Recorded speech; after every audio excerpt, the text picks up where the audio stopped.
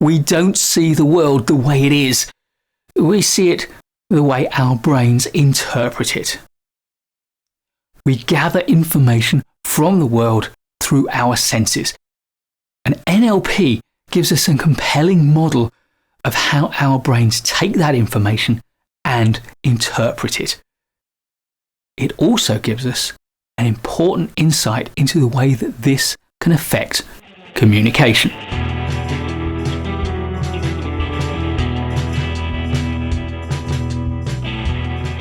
We become aware of an external event through our senses. These send signals to our brain, and it's in our brain that we interpret the event. That interpretation is a result of the filters that our brain applies to the information that it receives.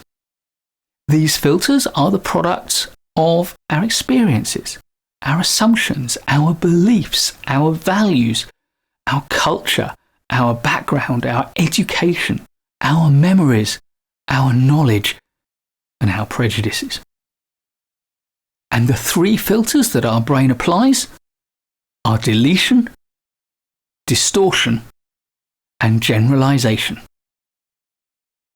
Deletion. The real world is vast and complex, and our brains can only cope with a small portion of the information that is flooding into us through our senses at any moment in time.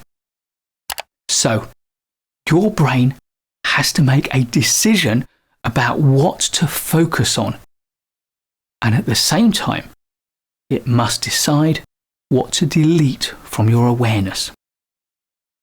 Of course, this means a lot of the information you receive is just missed. In a very real sense, your map of reality is only based on partial information at best. How effective your interpretation of reality is therefore fundamentally dependent on your ability to focus on the right things, the most important, salient, relevant information, and therefore your ability to delete the correct stuff. The things that don't matter, don't affect your decision, don't affect your choices, and are purely peripheral. Distortion. The information that gets through your deletion filters now gets distorted by your beliefs, your experiences, and your cultural associations. These work together to force the information into an established mental framework. Our brains like to impose upon events some form of a narrative structure, which may be correct, or it may not. This gives a story to the events that you observe. Stories like meaning, this means that, or cause and effect, this as a result of that. Whenever you think you know why someone is doing something, or what they're thinking, this is nothing more than a narrative that your brain is creating that distorts reality according to your prejudices. They may be based on real experiences, but that basis may already contain distortions, deletions, and generalizations from what really happened. Your memories and beliefs may hold embedded distortions, and the more you suppose you know, and the further you are from the data, the more likely you are to be wrong. Generalization. Generalization is the way that we simplify the complex world. It smooths out the lumps and the bumps, takes away the messy specific cases, and renders everything into a broad category. And we like to create this categorization because we like to believe that similar things behave in similar ways. The outcome of this is a vast array of cognitive biases, which are nothing more than our brains taking shortcuts and applying generic rules to each situation. Sometimes that rule fits, and we quickly arrive at the right solution. Gunshot equals run. At other times, the generalized rule leads us to the wrong solution, because either the specific circumstance doesn't properly fit into the category, or circumstance is so new that we don't have the right category to fit it into. Now, don't get me wrong, there is a value to deletion, distortion, and generalizations. Without deletions, we'd quickly become overwhelmed by all the things that are going on.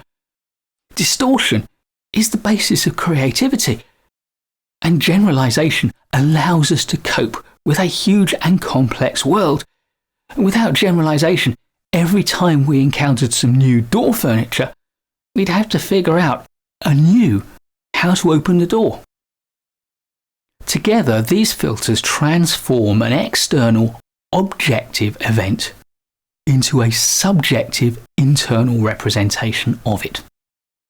If you watched my video on NLP presuppositions, you will remember that I started with the map is not the territory.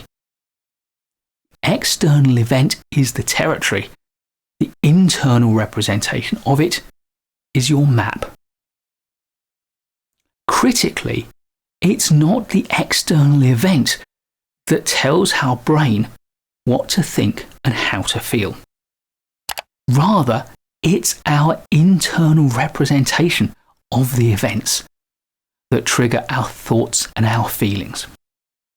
So, your state of mind and your emotional responses are triggered by the interpretations that these deletion, distortion, and generalization filters create in your brain. And this, of course, translates into body language.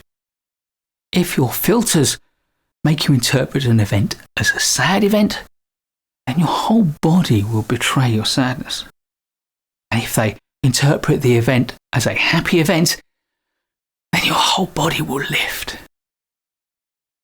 And because your whole body is available for other people to see, they will interpret your body language and therefore understand your emotional and mental state as a result of it. And of course, they may be right, or their filters might cause them to be wrong in their interpretation. But either way, you cannot not communicate.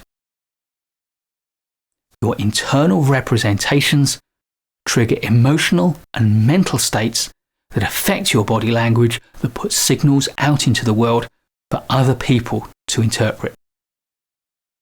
The other outcome of your mental and emotional state is that it drives your choices and your behaviours. And those, of course, drive the outcomes and the results that you get in the world. So this is really important. The outcomes and the results that you get in the world track back not to the external event itself, but to the way that you interpret it as a result of the deletions, distortions, and the generalizations that your brain imposes upon your interpretation of the event. Please do give this video a like if you've learned from it or if you've enjoyed it. I'll be creating loads more great management courses videos for you, so please do subscribe to the channel and hit the bell so you don't miss any of them. I look forward to seeing you in the next one, and in the meantime, keep learning.